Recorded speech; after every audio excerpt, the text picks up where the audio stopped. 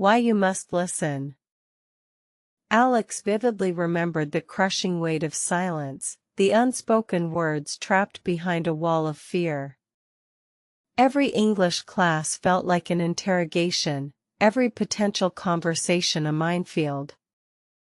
The desire to articulate thoughts in this beautiful language was immense, yet the invisible barrier of self-doubt constantly held them back, preventing any real progress from taking root. The struggle was not unique. Many aspiring English speakers face this paralysis. Alex often wondered, why I always make mistakes. The constant internal critic would shout down any attempt to form sentences, highlighting every perceived grammatical error before a single sound could escape. This self-sabotage was exhausting and demoralizing. Days turned into weeks, and weeks into months, with minimal improvement. Alex devoured textbooks, listened to podcasts, and tried English story reading, but the speaking barrier remained. It felt like accumulating knowledge without ever having the courage to apply it in a real, living conversation with another human being. One evening, while feeling particularly dejected, Alex stumbled upon an online forum dedicated to language learning. A seasoned polyglot shared a profound insight: why you must listen. This simple phrase resonated deeply, suggesting a missing piece in Alex's learning puzzle, a fundamental element previously overlooked. The polyglot explained that true listening was not passive background noise. It was an active engagement, an absorption of rhythm, intonation, and native speech patterns. Alex had always focused on grammar rules and vocabulary lists, completely neglecting the immersive power of deep, attentive listening. This revelation felt like a turning point. So, Alex decided to pivot, making How to Improve Your Listening Skills the new primary focus. No more frantic attempts at speaking for a while. Instead, dedicated time was set aside each day purely for listening to authentic English content, without the pressure of having to respond or formulate sentences. English story reading became a cornerstone of this new approach. Alex found audiobooks of simple children's stories, then moved on to more complex narratives, always listening first, then reading along.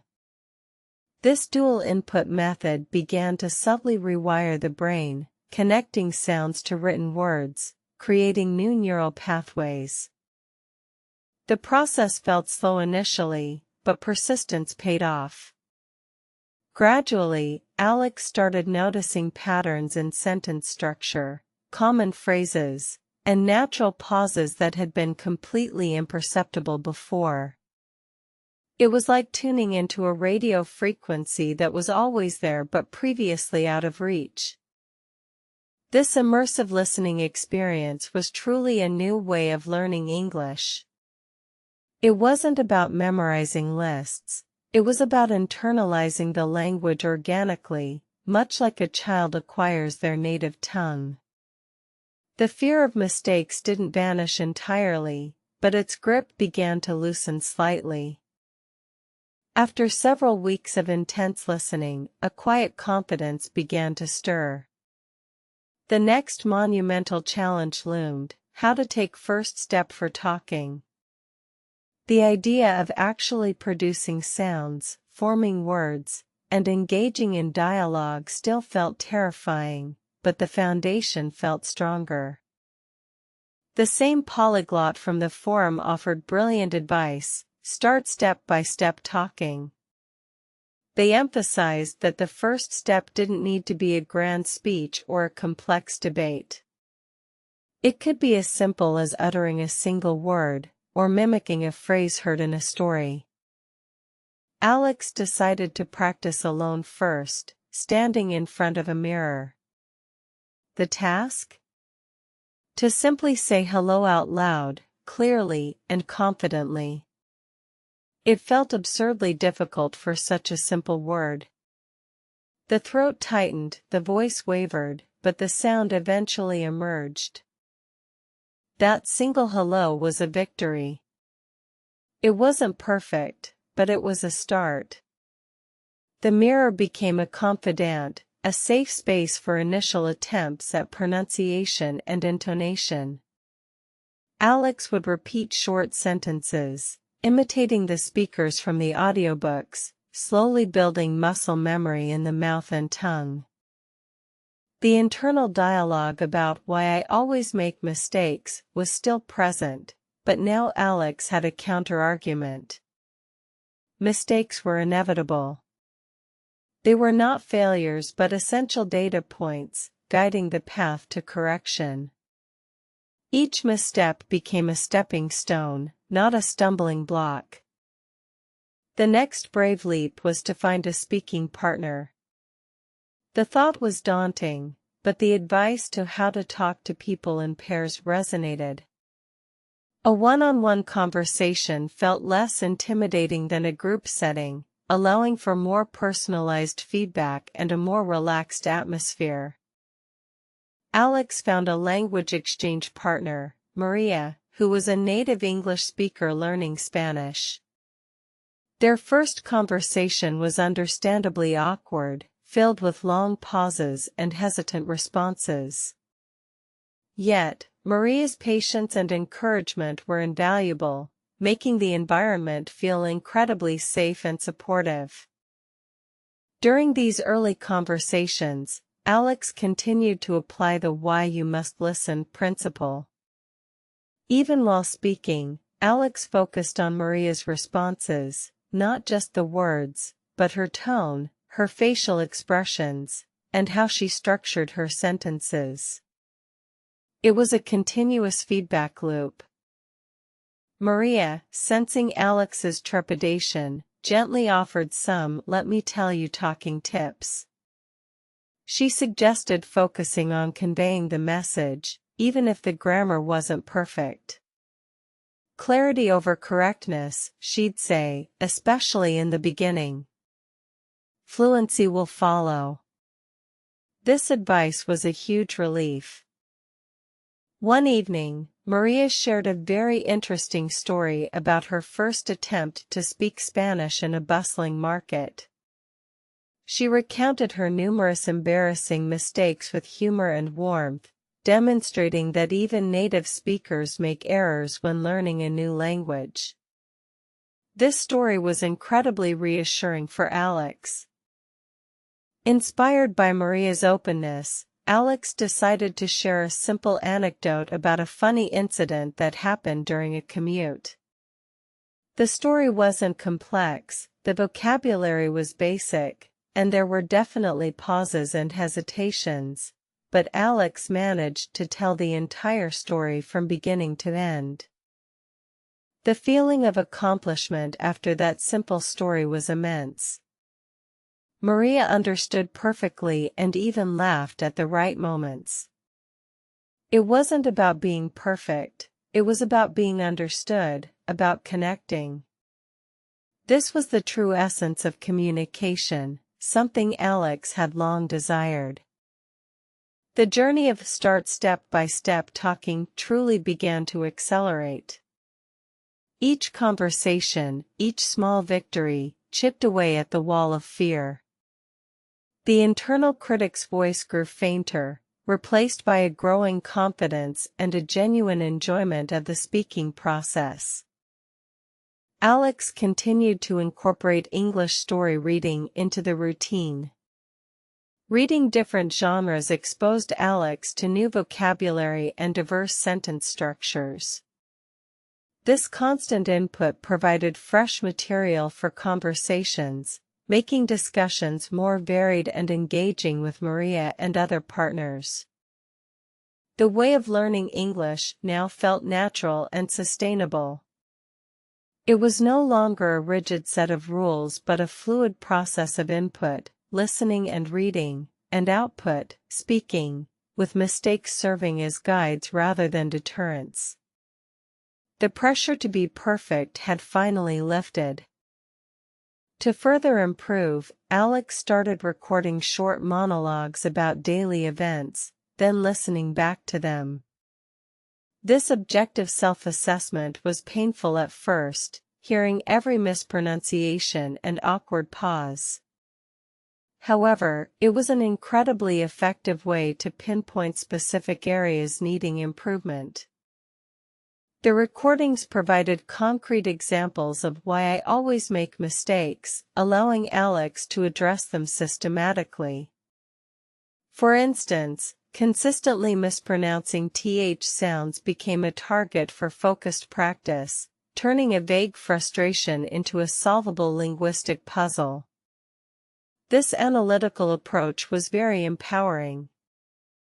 Alex also dedicated time to mimicking specific phrases and intonation patterns from native speakers. This shadowing technique, a direct application of how to improve your listening skills, helped to refine pronunciation and acquire a more natural rhythm, moving beyond mechanical speech into something more fluid. The experience with Maria greatly informed Alex's understanding of how to talk to people in pairs. The key was mutual respect, patience, and a shared goal of improving. It wasn't a test, it was a collaborative learning environment where both participants felt comfortable making mistakes. Alex began volunteering for small, informal English conversations in the community, moving beyond just one-on-one interactions. This gradual exposure to different voices and accents further honed listening skills and built resilience against unexpected conversational turns, proving the effectiveness of the step-by-step method. Every new interaction, no matter how brief, was a chance to start step-by-step talking with real people in real situations. The fear of judgment slowly dissipated as Alex realized that most people were genuinely appreciative of the effort, not critical of imperfections. Alex found immense joy in being able to understand and participate in authentic English conversations. The world seemed to open up, offering new perspectives and connections previously inaccessible. This transformation was a direct result of embracing the initial fear and taking those crucial first steps. The core message remained, why you must listen. It truly was the foundation upon which all other language skills were built. Without strong listening comprehension, even the most extensive vocabulary would be useless in a dynamic, real-time conversation. It was the key to unlocking understanding. Alex also discovered the power of asking clarifying questions. Could you please repeat that, or what do you mean by? These simple phrases, once embarrassing to utter, became valuable tools for ensuring comprehension and extending conversations, showcasing a practical application of communication strategies. The journey was by no means linear. There were still days of frustration, moments where why I always make mistakes would creep back into Alex's thoughts. However, these moments were now fleeting, quickly replaced by the memory of progress and a growing confidence. The self-correction mechanism became second nature. If a mistake was made, Alex would either self-correct immediately or mentally note it for later review and practice. This proactive approach turned errors into opportunities for deeper learning, rather than sources of discouragement. Alex became a fervent advocate for English story reading, recommending it to anyone struggling with the language. The exposure to diverse narratives, character voices, and cultural contexts provided a rich, natural way to absorb the language beyond dry textbooks and grammar exercises. The sheer pleasure of getting lost in an English novel, effortlessly following the plot and understanding complex character motivations, was a reward in itself. It was tangible proof that the way of learning English through immersion and consistent effort was incredibly effective and rewarding. How to improve your listening skills continued to be a daily practice. Alex listened to podcasts on various subjects, watched English movies without subtitles, and even tried to understand song lyrics, pushing the boundaries of comprehension in diverse, engaging contexts. The ability to understand nuanced jokes, follow rapid-fire dialogue, and grasp subtle emotional cues in English conversations was a testament to the power of dedicated listening. It was no longer just about understanding words, but truly understanding the speaker's intent and feeling. Alex found that sharing a very interesting story was a fantastic icebreaker and a way to practice extended speaking. Preparing a short, engaging anecdote in advance provided a low-pressure opportunity to deliver coherent narratives, building confidence for impromptu discussions. "Let me tell you talking tips" became a common phrase Alex used when mentoring new learners. The advice was always practical: start small, embrace mistakes, focus on conveying meaning, and listen relentlessly. These were the core principles that guided Alex's own success story. One of the most vital tips was to find something inherently engaging to talk about. Passion fuels communication. If you're genuinely interested in the topic, the words flow more naturally, and the fear of errors diminishes, making the speaking process far more enjoyable. Alex emphasized that how to take first step for talking doesn't have to be perfect. The initial awkwardness is a rite of passage for every language learner. Embrace it, acknowledge it, and then push past it, knowing that every attempt is progress. The power of patience and self-compassion cannot be overstated. Learning a language is a marathon, not a sprint. There will be plateaus and moments of doubt, but consistent, gradual effort, following the start step-by-step talking philosophy, always yields results. Alex often reflected on the initial fear and the question, "Why I always make mistakes?" Now, the answer was clear: because mistakes are part of learning. They are the essential friction that allows growth, refining the language acquisition process, and building true fluency. The transformation from a silent, fearful learner to a confident, communicative English speaker was profound.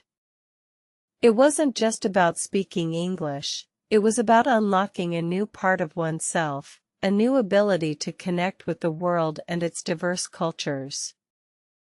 This journey proved that anyone, regardless of their starting point, can achieve fluency. It requires dedication, smart strategies, and an unwavering belief in the "why you must listen" principle, which underpins all effective language learning methodologies. The joy of understanding complex arguments, laughing at English jokes, and participating in deep, meaningful conversations in a second language was an unparalleled reward. It transcended mere vocabulary and grammar, delving into the very essence of human connection. Alex now regularly engaged in public speaking opportunities in English, sharing this very interesting story of overcoming fear and embracing the learning process.